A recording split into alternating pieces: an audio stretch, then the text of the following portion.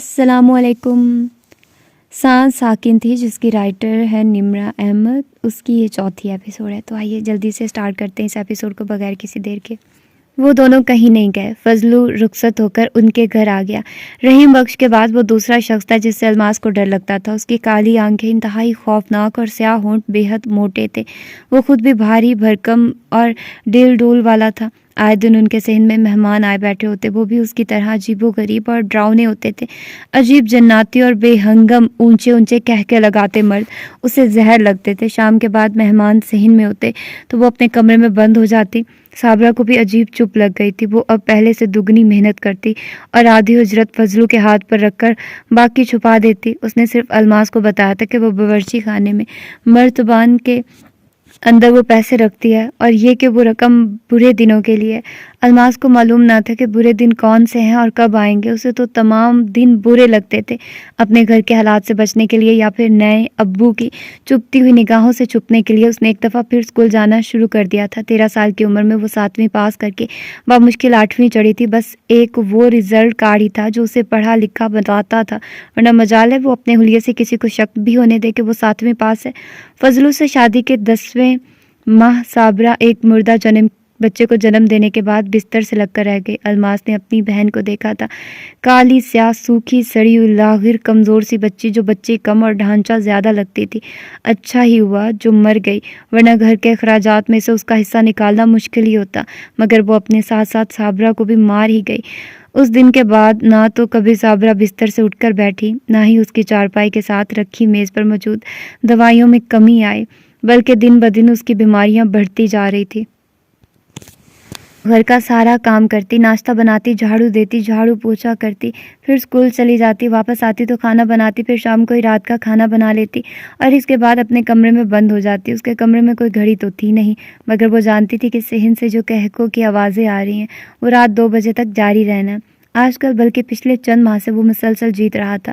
ابھی ہارنے کا موقع نہیں آیا تھا, اسی لیے گھر کا چولہا جل رہا تھا. فضلو کا رویہ اس کے ساتھ برا نہیں تھا. وہ دونوں زیادہ بات نہیں کرتے تھے مگر پھر بھی اس کی نگاہوں سے الماس کو گھن آتی تھی. خوف آتا تھا. وہ جتنا وقت گھر میں ہوتا وہ اس کے سامنے نہ آتی نہ ہی وہ اسے پکارتا. شروع میں اس نے ایک اچھا باپ بننے کی کوشش کی تھی مگر الماس نے لفٹ نہ کرائی تو وہ از خود ہی پیچھے ہٹنے پر مجبور ہو گیا. کبھی کبھی رات کو لیٹے ہوئے چھت کو گھورتے وہ صحن سے آتی چنگھاڑتی ہوئی کہکوں کی آواز سنتے ہوئے وہ سوچتی اگر میں کسی بڑے اور دولت مند گھر میں پیدا ہوئی ہوتی تو میرے پاس بھی اچھے کپڑے ہوتے, پہننے کو مہنگے مہنگے زیور ہوتے, میں اچھی قیمتی خوشبوئیں لگاتی. وہ تکیا میں سے تصویر نکال کر دیکھتی. کیا میں ساری زندگی ایسے ہی رہوں گی, انہی میلے کچیلے کپڑوں میں ٹاٹ والے اسکول میں پڑھتے انہی گلیوں میں زندگی گزار دوں گی؟ کیا میں کبھی رانیہ اور انیا کی طرح خوبصورت, امیر اور خوش لباس نہیں ہو سکوں گی؟ اور جب ان سوالوں کا جواب ان پلستر سے اکھڑی دیواروں سے نہ ملتا تو وہ تصویر تکیے کے غلاف میں رکھ کر اپنا سر تکیے پر پھینک دیتی اور صحن سے اٹھتی آوازوں کے باوجود اسے نیند آ جاتی. اسے لگ رہا تھا یا پھر فضلو واقعی پچھلے چند دنوں سے پریشان تھا. اس کو اماں اور فضلو کے کمرے سے دونوں کے جھگڑنے کی آوازیں صاف سنائی دے رہی تھی. وہ غصے میں گالیاں بک رہا تھا اور اماں چیخ رہی تھی. پھر اماں خاموش ہو گئی تو اس نے فضلو کو کمرے سے تیزی سے باہر نکلتے دیکھا. وہ اس کے قریب سے گزرتے ہوئے ایک دم رک گیا اور بغور اس کا چہرہ دیکھ کر بولا, شام کو تیار رہنا, تیرا نکاح ہے. وہ اتنا کہہ کر رکا نہیں بلکہ سیدھا باہر نکل گیا. الماس ساکت سی ہو کر بے یقینی سے اس جگہ کو تک رہی تھی جہاں چند لمحے پہلے وہ کھڑا تھا. فضلو کی آواز اس کی سماعتوں سے بار بار ٹکرا رہی تھی. تو کیا فضلو جوا ہار گیا اور اس نے مجھے بیچ دیا؟ اسے یقین نہیں آ رہا تھا. وہ تیزی سے اماں کے کمرے کی طرف بھاگی.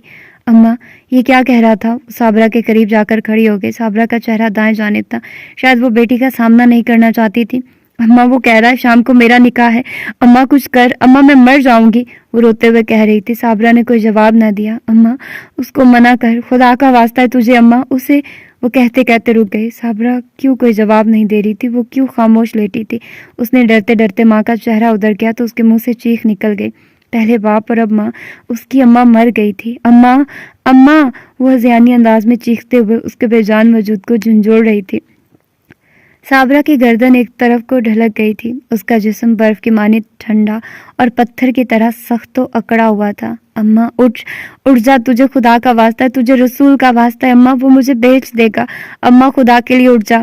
وہ زاروں قطار رو رہی تھی. اسے ایک مہم سی امید تھی کہ اماں شاید اس کے جھنجھوڑنے اور ہلانے پر اٹھ جائے، مگر وہ نہ اٹھی اور نہ جانے کافی دیر وہ اسی طرح روتی بلکتی رہی. اسے ماں کی موت کے ساتھ ساتھ اپنی موت کا بھی افسوس تھا. وہ خود بھی مرنے جا رہی تھی. فضلو نے شام کو تیار رہنے کا کہا تھا اور شام ہونے میں اب کتنی گھڑیاں باقی تھی.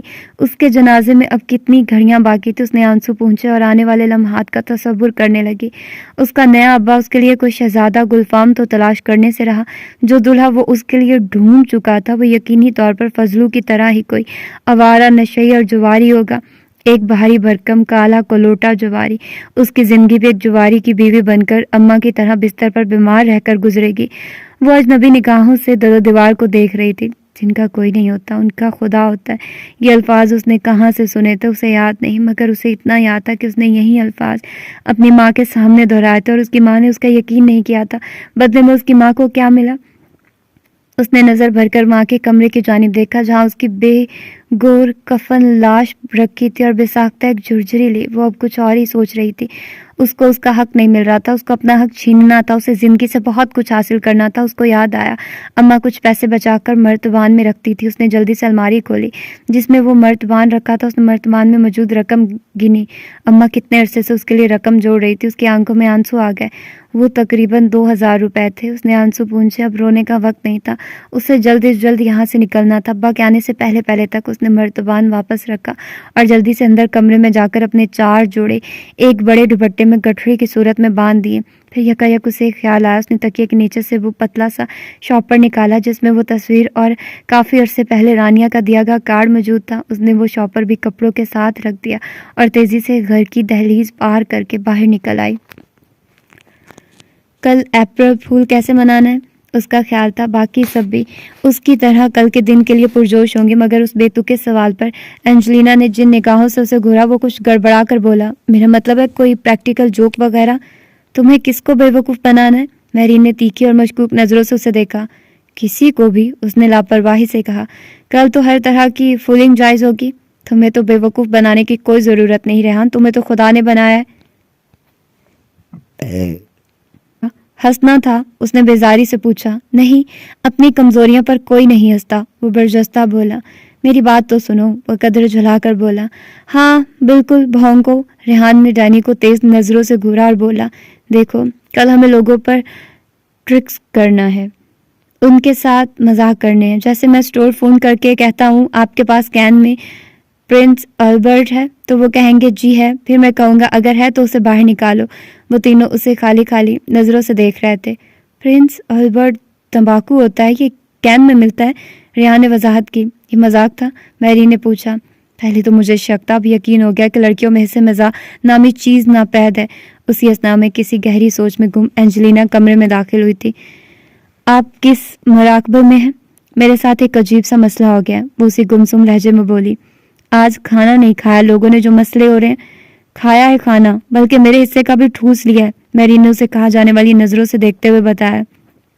اچھا چلو کوئی بات نہیں، اینجی نے چاکلیٹس بنائی ہیں وہ کھا لو، میرین نے لاپرواہی سے کہا. تو اینجلینا فوراً کچن میں گئی.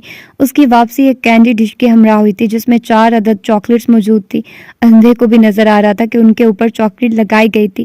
اینجلینا نے ڈش اس کے سامنے کی مگر اس نے دل نہیں کر رہا کہہ کر پیشکش ٹھکرا دی.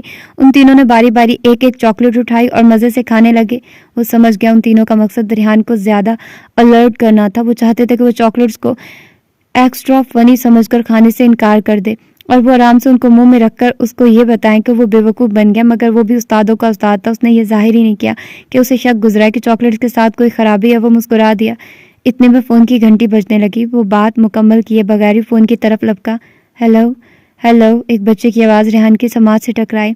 آپ کے پاس کین میں پرنس البرٹ ہے؟ اس بچے کی آواز میرین کے چھوٹے بھائی سے بڑی ملتی تھی. جی ہاں ہے، اس نے معصومیت سے کہا. اچھا تو 1 پاؤنڈ کا کین کتنے کا ہوگا؟ مجھے کیا پتا. کیوں؟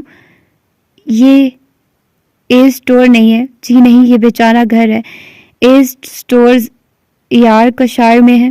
تو آپ کے پاس تمباکو کیسے ہے؟ وہ حیرانی سے پوچھنے لگا. خیر وہ تو میرے پاس نہیں ہے، مگر میرا خیال تھا کہ آج آل فولز ڈے ہے تو شاید آپ کوئی ٹرک کھیلنا چاہتے ہیں مجھ پر.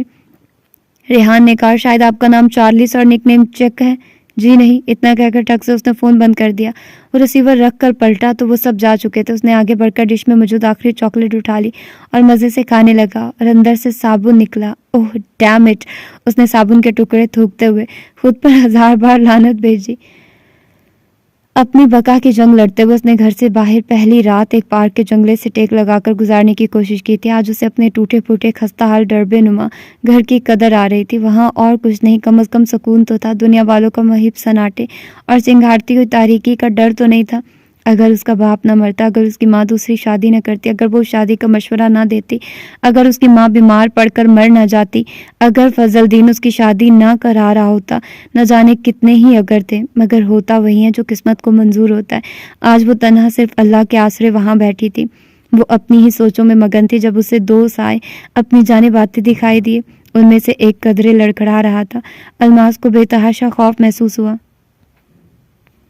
قریب آ کر وہ دونوں جنگلے سے کمر ٹکا کر کھڑے ہو گئے۔ ان میں سے ایک دوسرے سے لڑکھڑاتی زبان میں کچھ کہہ رہا تھا۔ الماس کو دھندا اور باقی جیسے چند ایک الفاظ ہی سمجھ آئے تھے۔ وہ ڈر کے مارے اٹھ کھڑی ہوئی۔ ایک دم چونک کر ایک آدمی نے اس کو دیکھا تھا، اپنی گٹری سینے سے لگائے ایک اکیلی قدرے فربی مائل لڑکی، وہ بھی جوان اور خوبصورت، رات کے اس پہر وہاں کیا کر رہی تھی؟ وہ گھبرا کر چلنے لگی تھی۔ اے سالی، کدھر جاتی ہے؟ اس کے عقب سے آواز آئی تھی۔ وہ دونوں بندے اب مکمل طور پر اس کی جانب متوجہ ہو گئے تھے، بلکہ اس کے پیچھے بھی آ رہے تھے۔ وہ تیز تیز چلنے لگی۔ گھر سے بھاگی ہے؟ وہ اس کا پیچھا چھوڑنے والے نہیں تھے۔ خوف سے اس کی ٹانگیں تھر تھر کانپ رہی تھی، مگر اس کے باوجود نتائج سے بے خبر ہو کر الماس نے سرپٹ بھاگنا شروع کر دیا۔ وہ بغیر رکے، بغیر پیچھے دیکھے اندھا دھند بھاگ رہی تھی۔ اسے اپنے پیچھے دوڑتے قدموں کی آواز بخوبی سنائی دے رہی تھی۔ تاریک سنسان سڑک پر اس وقت ٹریفک نہ ہونے کے برابر تھی، اسی لیے وہ کسی کو مدد کے لیے بلانے سے بھی قاصر تھی۔ موڑ مڑ کر اور وہ بڑی شاہراہ پر آ گئی اور تھوڑے ہی فاصلے پر سڑک کے دوسری جانب اسے ایک پولیس موبائل دکھائی دی۔ الماس بے اختیار آگے بڑھی اور ہاتھ کے اشارے سے اس کو روکنا چاہا۔ اس نے پیچھے مڑ کر ان دونوں کو دیکھا جو اس سے 20-25 گز کے فاصلے پر ٹھٹک کر رک گئے تھے۔ موبائل الماس کے قریب آ کر رکی۔ ڈرائیونگ سیٹ کا دروازہ کھلا اور اندر سے ایک آدمی باہر نکلا۔ اس آدمی کو نکلتا دیکھ کر پہلے تو وہ آپس میں بات چیت کرنے لگے، پھر الٹے قدموں واپس پلٹ گئے۔ اسے اطمینان ہوا۔ گہری سانس لے کر اس نے اپنے سے کچھ فاصلے پر کھڑے آدمی کو دیکھا۔ وہ اونچا لمبا 25-26 برس کا مرد تھا جس نے پولیس کا یونیفارم پہن رکھا تھا۔ وہ اپنا تنفس بحال کرنے لگی۔ وہ میرے پیچھے آ رہے تھے، وہ بے رب سانسوں کے درمیان بتانے لگی۔ اس نے ایک نظر بھر کر الماس کو دیکھا۔ سیاہ چادر کے اندر اس کی کھلتی ہوئی گوری رنگت بہت نمایاں تھی۔ سیاہ بالوں کی چند ایک الجھی ہوئی لٹیں اس کے چہرے پر بکھری تھیں۔ ہاتھ میں گٹری پکڑے وہ 14-15 برس کی لڑکی کہاں سے چلی آ رہی تھی؟ کہاں سے پیچھے کیا انہوں نے تمہارا؟ اب اسے تیکھی نظروں سے دیکھ رہا تھا۔ وہ بچوں کا نہیں ہوتا، کیا کہتے ہیں اسے؟ ہاں، پارک، وہاں میں کھڑی تھی، وہ ذہن پر زور دیتے ہوئے بولی۔ اور تم وہاں کیا کر رہی تھی؟ وہ اس کو مشکوک نگاہوں سے دیکھ رہا تھا۔ الماس نے ایک دم سٹپٹا کر اسے دیکھا تھا۔ میں تو اس کی سمجھ میں نہیں آیا وہ کیا ہے۔ گھر سے بھاگی ہو؟ وہ کچھ گھرا کر بولا تھا۔ نہیں، میں گھر سے نہیں بھاگی، میں قسم کھاتی ہوں، میرے یقین کرو، میں گھر سے نہیں بھاگی۔ وہ رو دینے کو تھی۔ تو اس وقت کہاں سے آ رہی ہو؟ رمیز نے کرخت لہجے میں پوچھا۔ گھر سے، وہ گھگیائی۔ کہاں ہے تمہارا گھر؟ میرا کوئی گھر نہیں ہے صاحب جی۔ وہ رو پڑی تھی۔ اسے روتا دیکھ کر وہ عجیب سے مخمسے میں پھنس گیا تھا۔ دیکھو رو نہیں، گاڑی میں بیٹھو، میں تمہیں تمہارے گھر چھوڑاتا ہوں، وہ کچھ ہمدردی سے بولا تاکہ اسے اصل حقیقت اگلوا سکے۔ نہیں، مجھے گھر نہیں جانا، وہ دہشت سے بولی۔ اچھا گاڑی میں بیٹھو، وہ کچھ سوچتے ہوئے بولا۔ دروازہ کھول دیا۔ اس کے بیٹھتے ہی رمیز نے موبائل چلا دی۔ کیا نام ہے تمہارا؟ وہ پوچھنے لگا۔ خاموشی۔ کہاں سے آئی ہو؟ اس نے ایک دفعہ پھر کوشش کی۔ ہنوز خاموشی۔ باپ کا نام کیا ہے؟ وہ تحمل سے بولا۔ چپ، میں تمہیں تھانے لے جا کر الٹا لٹکوا دوں گا تو یہ زبان پھر پھر بولے گی۔ وہ ڈپٹ کر بولا۔ الماس نام ہے میرا، ابا کا نام رحیم بخش تھا، جلدی سے بولی۔ کہاں سے آئی ہو؟ وہ ونڈ اسکرین پر نگاہیں جمائے پوچھ رہا تھا۔ گھر سے، اس نے گول مول جواب دیا۔ کہاں جا رہی ہو؟ جہاں اللہ لے جائے، وہ آہستہ سے بولی۔ میں ابھی گاڑی کھمبے میں مار دوں گا تو بی اللہ فوراً ہی تمہیں اوپر لے جائے گا، سیدھی طرح بتاؤ گی یا تمہیں تھانے لے جاؤں؟ اس کے لہجے میں دھمکی تھی جس نے الماس کو دبکنے پر مجبور کر دیا تھا۔ مجھے نہیں پتا مجھے کہاں جانا ہے صاحب جی، وہ دھیرے سے بولی۔ گھر سے کیا سوچ کر نکلی تھی؟ رمیز نے اپنا لہجہ کچھ نرم کر لیا تھا۔ کچھ بھی نہیں سوچا تھا، وہ بڑبڑائی۔ وہ تو بغیر سوچے سمجھے نکل پڑی تھی۔ اتنا بھی نہیں سوچا تھا کہ دنیا کتنی بے رحم اور شفاق ہوتی ہے۔ باپ کیا کرتا ہے تمہارا؟ رمیز نے کچھ دیر کے توقف سے پوچھا۔ وہ مر گیا ہے، الماس نے اپنی گٹری کا مضبوطی سے پکڑتے ہوئے کہا۔ चलो माँ तो होगी ना, वो मोड़ काटते हुए बोला। वो भी मर गई है।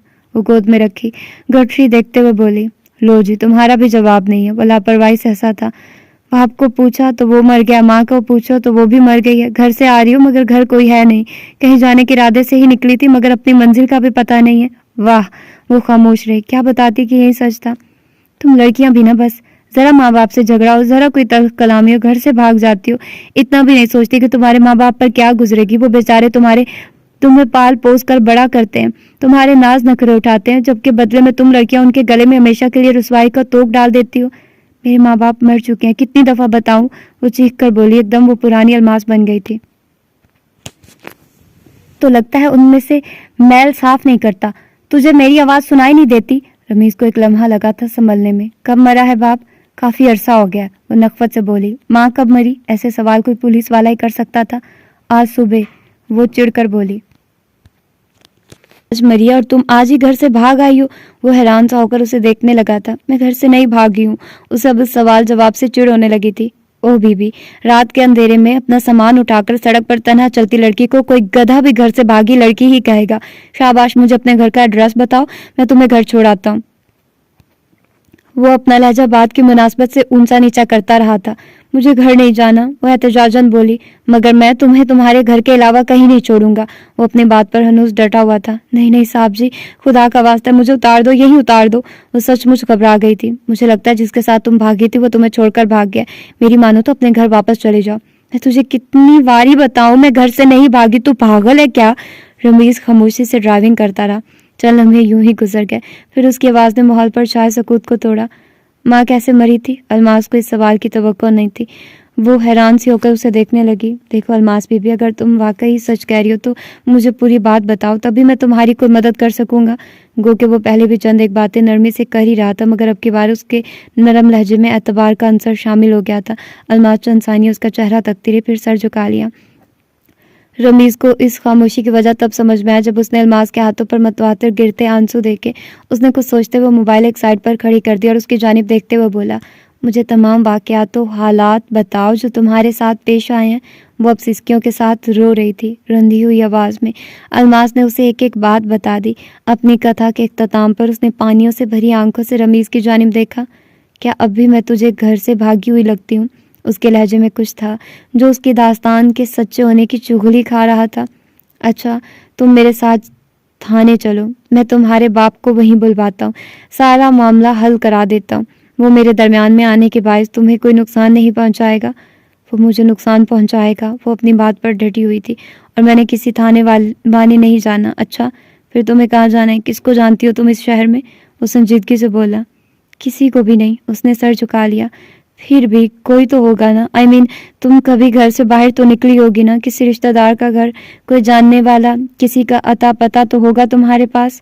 वही मोहल्ले वाले हैं जिनको मैं जानती हूँ। उसके चेहरे पर मुकम्मल तौर पर मायूसी छा गई थी। वो उन मोहल्ले वालों से मदद तो लेने से रही, वो उसकी शादी कराने में फजलू से ज़्यादा बढ़ चढ़ कर हिस्सा लें। तब उसे रानिया का ख्याल आया था। मैं रानिया को जानती हूँ। वो खुशी से चूर लहजे में बोली। मलका रानिया? रमीज ने अबरू उठाई। उसे तो मैं भी जानता हूँ। रानिया? हाँ, मैं उसे जानती हूँ। उसने रमीज की बात जैसे सुनी ही नहीं थी। उसकी एक बेटी भी थी, ईना, और उसके बड़े बेटे का नाम अली था और छोटे का रेयान। वो कौन है और तुम्हारी क्या लगती है? रमीज ने दिलचस्पी से पूछा। मेरी अम्मा दर्जन थी ना, तो उसने अम्मा से कपड़े सिलवाए थे, मैं उसके घर गई थी। वो पुरजोश लहजे में कह रही थी। घर कहाँ है उसका? ये मेरे पास उसका कार्ड है। उसने वो कार्ड निकाल कर रमीज को दिया। ये तो रानिया अजीम अहमद का कार्ड है, मशहूर फैशन डिज़ाइनर।